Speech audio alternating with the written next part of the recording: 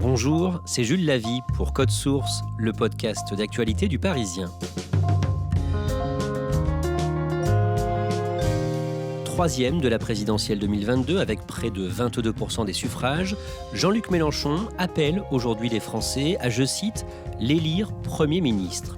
S'agit-il d'un simple slogan pour mobiliser en vue des législatives ou d'un réel objectif ? Une chose est sûre, son parcours politique que l'on résume aujourd'hui dans Code Source prouve qu'il n'a jamais manqué d'ambition. Cet épisode de Code Source est raconté par deux journalistes du service politique du Parisien en charge de la gauche, Jannick Halimi et Julien Dufay. Le mardi 19 avril, entre les deux tours de la présidentielle, sur BFM TV, Jean-Luc Mélenchon lance un appel aux Français. Je suis venu ce soir vous dire une chose. Je demande aux Français de m'élire Premier ministre. Je leur demande, pour m'élire Premier ministre, d'élire une majorité de députés insoumis. Insoumis et Union populaire. Jean-Luc Mélenchon rêve-t-il vraiment de Matignon ?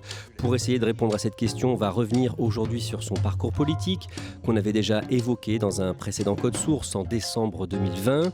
Jean-Luc Mélenchon a 70 ans, il est le père d'une fille, il est né le 19 juin 1951 au Maroc, à Tanger, dans une famille de pieds noirs d'Algérie, famille qui va rentrer en France, d'abord en Normandie, puis dans le Jura. Étudiant, il s'investit dans le mouvement de mai 68 et dans les années qui suivent, Jannick Halimi, il rejoint le mouvement trotskiste. Ça veut dire quoi concrètement ? Il rejoint le mouvement trotskiste, qui est un mouvement d'extrême gauche, mais il rejoint surtout le plus radical des mouvements trotskistes, qui est l'OCI, qui, contrairement à la Ligue communiste révolutionnaire, s'oppose à tout et contre toute discussion, aussi bien avec les rivaux, les adversaires, les ennemis, à l'extérieur du parti, mais aussi également aucune discussion à l'intérieur même de l'OCI. C'est pour ça que c'est un mouvement extrêmement particulier, extrêmement fermé, extrêmement radical, dans lequel donc effectivement Mélenchon a milité très tôt, mais juste pour rappel, il y a aussi d'autres figures socialistes qui ont milité au sein de l'OCI, comme Lionel Jospin, tout simplement, ainsi que Jean-Christophe Cambadélis, qui avait été le patron du PS à un certain moment. Julien Dufay, un jour à Besançon, pendant la campagne pour la présidentielle de 1974, Jean-Luc Mélenchon assiste à un discours de François Mitterrand.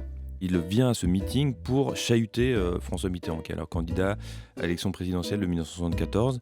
Il vient chahuter le, entre guillemets, social traître Mitterrand, et il va écouter son discours, il va se laisser en fait emporter, il va se laisser clouer le bec, ce sont ses mots, par François Mitterrand, et c'est là que débute une admiration politique qui va durer dans le temps. Il entre au Parti socialiste en 1976 et il gravit les échelons. Il prend sa carte en 1976 dans le Jura où il vit, et il va véritablement commencer son ascension politique en Essonne, qu'il rejoint 2 ans plus tard. D'abord comme directeur de cabinet du maire de Massy. 2 ans plus tard, il va prendre la fédération de l'Essonne, il devient patron des socialistes de l'Essonne, et puis élu municipal en 1983, élu ensuite au département en 1985. Il va faire de l'Essonne son fief et il va montrer ses aptitudes aux manœuvres politiques. Le 10 mai 1981, François Mitterrand est élu président de la République, premier président de la 5e République issue du Parti socialiste. Jannick Halimi, dans les années qui suivent, Mitterrand devient un modèle pour Jean-Luc Mélenchon. François Mitterrand, c'est un modèle parce qu'il aura fait à ses yeux très vite la synthèse entre une personnalité qui marque, une stature de leader, une doctrine qui certes aura évolué sur la carrière de François Mitterrand, mais qu'il aura réussi à synthétiser dans un socialisme de gauche unificateur et conquérant. Et troisièmement, une stratégie de programme commun avec ce qui était tout de même le parti dominant à l'époque, qui était le Parti communiste. Donc un leader, une pensée et une stratégie. En 1986, Jean-Luc Mélenchon est élu sénateur de l'Essonne. Il a à ce moment-là 35 ans et il est le plus jeune du Sénat. Ça représente quoi pour lui, ce fauteuil de sénateur, Julien Dufay ? Il y travaillé depuis 2 ans, donc on va dire qu'il a œuvré pour y être. Et pour lui, en fait, c'est une place en or, puisque ça lui permet d'être pendant 9 ans, puisqu'il est élu pendant 9 ans, d'être tranquille et de pouvoir faire de la politique librement sans avoir à réfléchir à la suite. Donc c'est là où il va un peu fomenter ses manœuvres politiques au sein du Parti socialiste, participer au congrès, etc. Et donc il va être élu, puis réélu en 1995. Jean-Luc Mélenchon, 36 ans, le plus jeune sénateur de France, dirigeant des socialistes de l'Essonne, très liés aux animateurs du mouvement de la jeunesse de décembre 86, notamment Isabelle Thomas, avec qui il a signé une contribution lors du dernier congrès. Il entend incarner la nouvelle génération du PS, résolument à gauche, et décidé à imposer une nouvelle candidature Mitterrand. En 1988, avec d'autres personnalités du PS, Jannik Halimi, il crée un mouvement, la gauche socialiste. Oui, alors il crée un mouvement avec notamment Marie-Noëlle Lienemann, puis Gérard Filoche aussi va les rejoindre. Ce sont des personnalités qui se fondent sur des lignes extrêmement radicales, qui sont à l'intérieur du Parti socialiste toujours, mais opposées, on est en 1988, à l'ouverture du gouvernement de Michel Rocard à des figures centristes. Jean-Luc Mélenchon s'est opposé en créant ce courant de la gauche socialiste. Le 2 juin 1997, après la victoire de la gauche plurielle aux législatives, le socialiste Lionel Jospin est nommé Premier ministre par Jacques Chirac. Julien Dufay, 3 ans plus tard, en mars 2020, suite à un remaniement, Jean-Luc Mélenchon devient ministre. Oui, il devient ministre délégué à l'enseignement professionnel. Il a alors 48 ans, c'est un peu, là aussi c'est un aboutissement, c'est être ministre de la République pour lui qui vient donc de la gauche militante, c'est aussi gagner une forme de respectabilité qui recherchait un peu, une forme de revanche un peu sociale mais également politique. Et donc il va être d'ailleurs plutôt considéré comme un bon ministre de l'enseignement professionnel, il va notamment s'attacher à la réforme des lycées professionnels. En tête, Jacques Chirac, 20% des voix. Énorme surprise, Jean-Marie Le Pen semble devoir être le second avec 17% des voix. Présidentielle 2002, au soir du premier tour, le dimanche 21 avril, Jean-Marie Le Pen est qualifié pour le second tour et Lionel Jospin éliminé. C'est un choc pour la gauche et ça va marquer profondément Jean-Luc Mélenchon, Jannik Halimi. Ça va marquer profondément Jean-Luc Mélenchon, effectivement, qui appelle immédiatement à voter contre Jean-Marie Le Pen et pour Jacques Chirac. Et il stigmatise de façon très ferme les abstentionnistes de gauche potentiels. C'est un discours extrêmement virulent contre l'extrême droite. Et à cette occasion également, il prend acte tout de même de la défaite de Lionel Jospin. Et sur sa ligne, encore une fois, plutôt de gauche radicale, mais toujours au sein du Parti socialiste, il crée un autre courant avec Henri Emmanuelli qui s'appelle Nouveau Monde. Julien Dufay, en 2005, Jean-Luc Mélenchon fait campagne pour le non au référendum sur le traité établissant une constitution pour l'Europe. Oui, il va devenir un des porte-drapeaux du non au traité constitutionnel européen. D'abord au sein de son parti, puisqu'il y a une campagne et un vote même des militants qui sont amenés à se prononcer, qui vont voter majoritairement oui, et donc il ne va pas respecter la consigne de son parti, il va continuer à faire campagne à l'extérieur, et c'est là où on va commencer à le voir, un peu dans les médias, c'est là où il devient une personnalité médiatique, et il va même critiquer avec pas mal de véhémence ses camarades du Parti Socialiste, qu'il va traiter de belles personnes, de personnes satisfaites, et on a d'ailleurs là les prémices du discours un peu populiste, entre guillemets, qui va faire sa marque dans les années à venir. 3 ans plus tard, en 2008, il quitte le Parti Socialiste pour créer son propre parti, Jannik Halimi. Le parti de gauche. La France des rébellions et des révolutions a de nouveau une volonté, un drapeau et un parti. Mais attention, il est à l'extérieur du Parti socialiste, mais il se revendique toujours de l'héritage de sa famille politique. Il dit, il écrit et il répète, nous sommes tous des socialistes, des communistes, des écologistes, des trotskistes et même d'une certaine façon des libertaires. Donc il quitte le PS, mais il reste quand même attaché à sa famille de gauche. Jean-Luc Mélenchon fait de plus en plus parler de lui dans les années qui suivent. Le dimanche 7 novembre 2010, il est l'invité de Michel Drucker dans Vivement Dimanche sur France 2. À cette occasion, le Parisien consacre son dossier, son fait du jour, au phénomène Mélenchon. Oui, c'est vraiment la curiosité un peu politique du moment. Il y a un peu un moment Mélenchon à ce moment-là. On est 2 ans avant la présidentielle de 2012. Et on parle beaucoup de Jean-Luc Mélenchon, de sa radicalité, de ses attaques au lance-flammes. Il est assez vindicatif. Il dézingue à la fois ses anciens camarades du PS, la droite, les journalistes qui en prennent pour leur grade. Il vient de sortir un livre qui s'appelle « Qu'ils s'en aillent tous », qui donne un peu le ton et qui se vend très bien, qui se vend à des dizaines de milliers d'exemplaires. Alors à l'époque, il ne fait que 5% dans les sondages, mais il commence à développer le personnage Mélenchon et sa spécificité telle qu'on va l'avoir dans les années à venir. Et quelques semaines plus tard, le dimanche 21 novembre, devant ses partisans réunis en congrès au Parc des Expositions du Mans, dans la Sarthe, il se présente comme un aiguillon de la vie politique française. Nous sommes capables de mener le peuple français plus dignement parce qu'il se sera rassemblé à chaque instant, nous sommes capables de le mener ô combien plus haut que jamais il entraînera l'appétit féroce et cupide de ceux que représente le président Sarkozy. Chers camarades, chers amis, en avant sur ce beau chemin. Il est maintenant ouvert. Chacun d'entre nous en constitue à la fois le moyen et l'étape. Janine Halimi, dès cette période, Jean-Luc Mélenchon assume l'étiquette de populiste. Il passe d'une problématique droite-gauche à une problématique peuple-élite. Il prend acte, en tout cas pour lui, du fait que la classe ouvrière n'est plus le seul moteur de la lutte des classes. Il élargit ce concept de classe ouvrière à celui de peuple, notamment de peuple urbain, dans lequel il englobe les étudiants, les catégories précaires, les retraités pauvres, les femmes célibataires, les toutes petites classes moyennes. Donc pour lui, c'est une façon, encore une fois, d'élargir la base électorale qu'il juge pas assez large et pas assez dynamique si elle se limitait à la gauche stricto sensu. Jean-Luc Mélenchon se présente pour la première fois à la présidentielle 2012 sous l'étiquette du parti de gauche, c'est-à-dire avec le Parti communiste.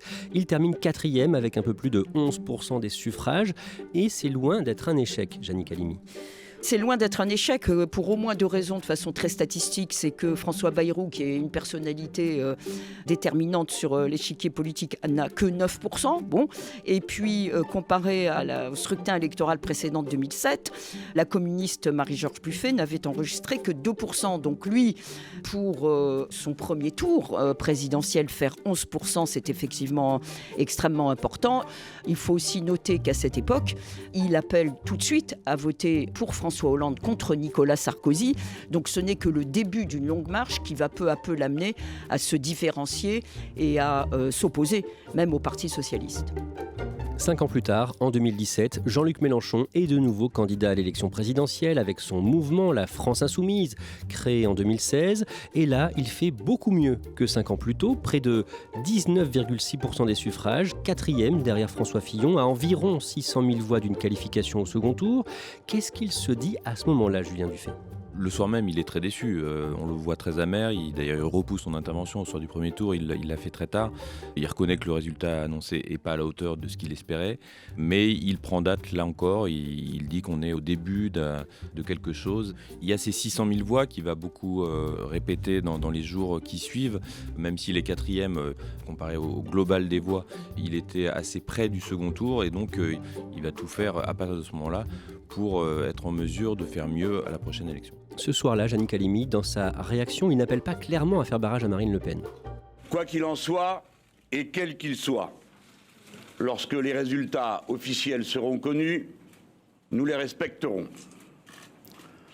Je ne saurais dire ni faire davantage à cette heure.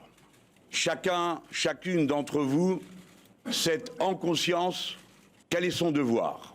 Jean-Luc Mélenchon, qui estime être le porte-voix et le dépositaire de toutes les classes démunies, aussi bien ouvrières que de la petite bourgeoisie, estime qu'il ne peut pas, au regard de son engagement vis-à-vis de son électorat, prendre parti officiellement et immédiatement pour Emmanuel Macron contre Marine Le Pen. Donc il ne répond pas tout de suite. Il consulte plusieurs centaines de milliers de militants sur une plateforme Internet pour leur demander leur avis. Il faut reconnaître que parmi les cases à cocher, il n'y a pas d'option en faveur de Marine Le Pen. Mais il en ressort le fait qu'il n'aura pas appelé à voter immédiatement pour Emmanuel Macron. Il se sera contenté, et encore après un certain délai, d'appeler à ne pas voter pour Marine Le Pen.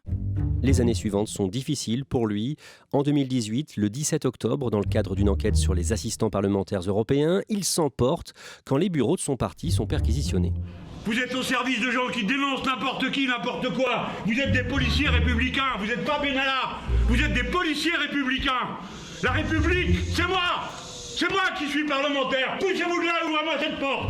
En 2019, les Insoumis enregistrent une contre-performance aux élections européennes, un peu plus de 6%.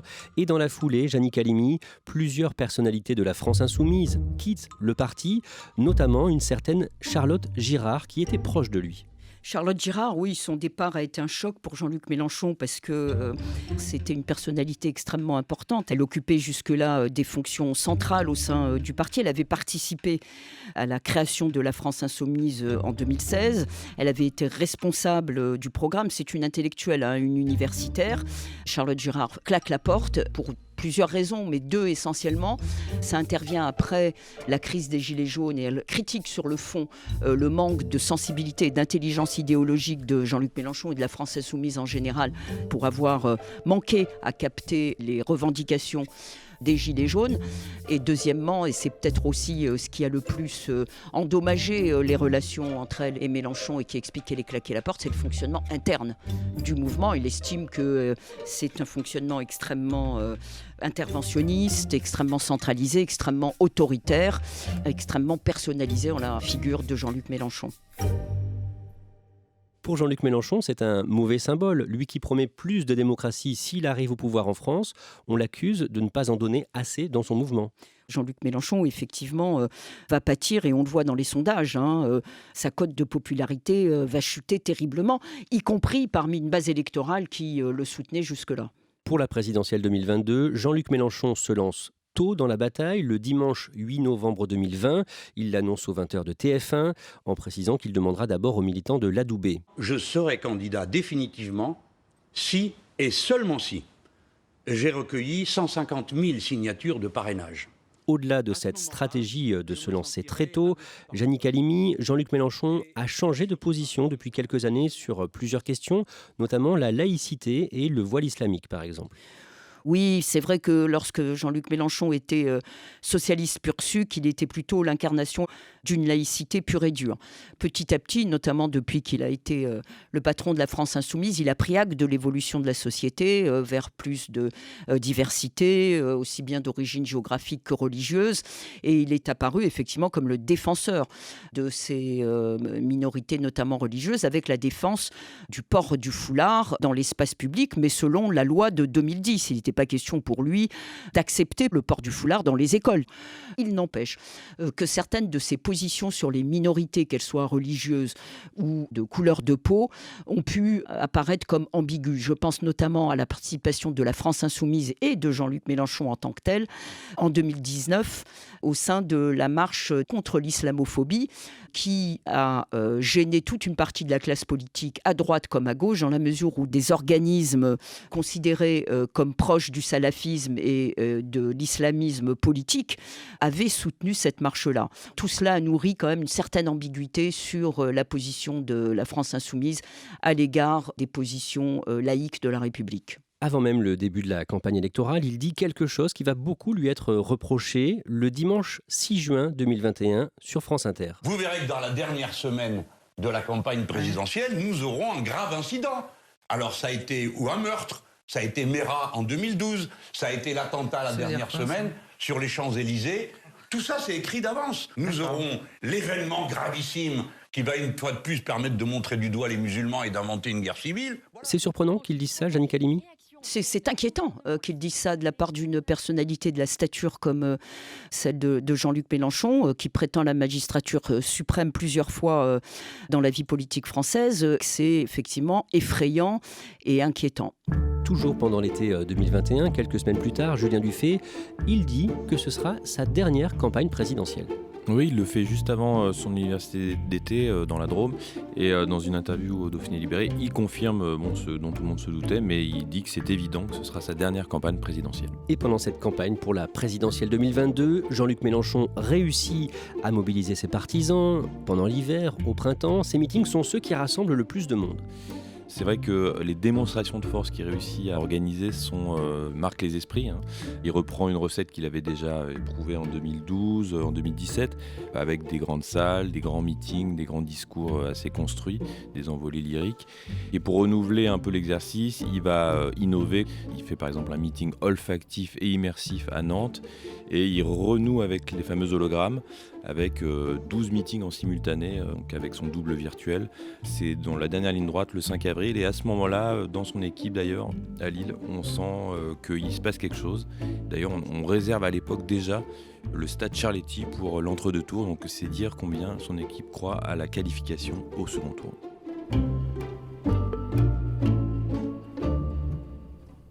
Il est 20h, voici le résultat de ce premier tour. En tête ce soir, Emmanuel Macron avec 28,1%. Et à la troisième place, Jean-Luc Mélenchon avec un gros score. On en vient au soir du premier tour de la présidentielle 2022, le dimanche 10 avril. Il termine finalement troisième avec presque 22% des suffrages. Pour lui, cette nouvelle défaite à la présidentielle ressemble à une victoire. Gianni Calimi, il est de très loin le candidat de gauche ayant rassemblé le plus de voix. Oui, d'abord il arrive en troisième position alors qu'en 2017 il était quand même en quatrième position et c'est vrai que sa grande victoire et ce pourquoi il se bat depuis au moins la création du parti de gauche, c'était le fait de passer et de faire trépasser, j'allais dire, le Parti socialiste qui est devenu un adversaire. Et donc le premier tour de ce scrutin présidentiel acte le fait que Jean-Luc Mélenchon est non seulement devenu le leader à gauche, mais qu'il a pratiquement fait disparaître et effacer de la scène politique le Parti socialiste. Les Insoumis sont réunis pour cette soirée électorale au Cirque d'Hiver à Paris. Vous êtes sur place pour le Parisien Gianni Calimi. Dans son discours, Jean-Luc Mélenchon évoque l'avenir et certaines phrases laissent penser qu'il passe le relais aux jeunes de son mouvement. Regardez-moi! Je n'ai jamais lâché prise. Je n'ai jamais cédé. Je n'ai jamais baissé le regard. Et c'est de cette façon-là que nous avons construit cette force. Alors maintenant, c'est à vous de faire. Gianni Calimi, vous qui êtes sur place, qu'est-ce que vous ressentez? Qu'est-ce que vous vous dites? C'est vrai que Jean-Luc Mélenchon a eu ce talent, au moins depuis ces 5 dernières années, de générer des dauphins, de générer un vivier de talents politiques, députés ou pas d'ailleurs. Et il a raison de les remercier et de leur dire pratiquement à vous de jouer. Mais il n'empêche que le Jean-Luc Mélenchon du 10 avril 2022 n'est pas celui du premier tour de 2017. Et on voit un Jean-Luc Mélenchon, mais réjoui, alors qu'il y avait une certaine déception au sein du parterre, du public au Cirque d'Hiver. Il est très vite remonté sur scène parce que si quelqu'un avait la pêche, si quelqu'un prêchait l'optimisme et ne donnait pas du tout l'impression de vouloir passer la main, c'était bien Jean-Luc Mélenchon et l'avenir nous le dira. On en revient justement au début de cet épisode, le mardi 19 avril sur BFM. Jean-Luc Mélenchon invite les Français en colère contre Emmanuel Macron à le rejoindre et à l'élire Premier ministre, en votant donc pour les candidats de son mouvement aux élections législatives des 12 et 19 juin prochains. Et il le redit au soir du second tour de la présidentielle, le dimanche 24 avril. Le bloc populaire qui s'est constitué autour de ma candidature à l'élection présidentielle est dans ce pays, dorénavant, le tiers-État qui peut tout changer, s'il se rassemble et s'il s'élargit. Le 12 et 19 juin, en vous appelant à m'élire comme Premier ministre, je vous appelle en vérité à faire vivre un nouvel avenir en commun pour notre peuple. Gianni Calimi, aujourd'hui, est-ce que Jean-Luc Mélenchon rêve vraiment de Matignon ?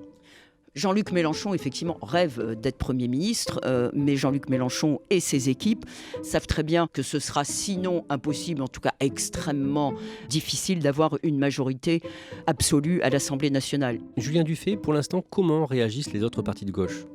Ils ont tous accepté de discuter avec Jean-Luc Mélenchon et la France Insoumise, ce qui est déjà d'ailleurs une victoire et une différence par rapport à 2017.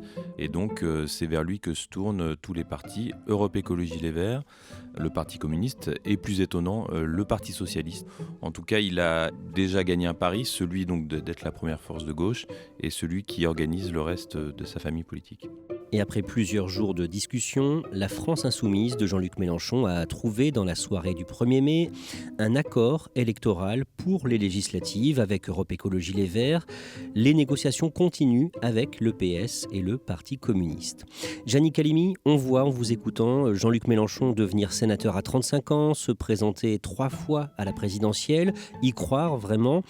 On sent une énorme ambition qui le pousse. Il y a une énorme ambition fondée sur des convictions qu'il a su faire évoluer. Alors on peut critiquer bien sûr cette évolution, on l'a dit très rapidement, de la gauche au populisme. D'ailleurs, il revient progressivement vers la gauche. Il faut reconnaître que Jean-Luc Mélenchon pourrait avoir laissé dans l'histoire la marque d'une personnalité marquante sur l'échiquier politique et notamment à gauche. Est-ce que Jean-Luc Mélenchon rêve d'aller à Matignon ? Moi, je pense que Jean-Luc Mélenchon n'a pas abandonné l'espoir de conquérir l'Élysée à l'heure qu'il est, en tentant une 4e élection présidentielle.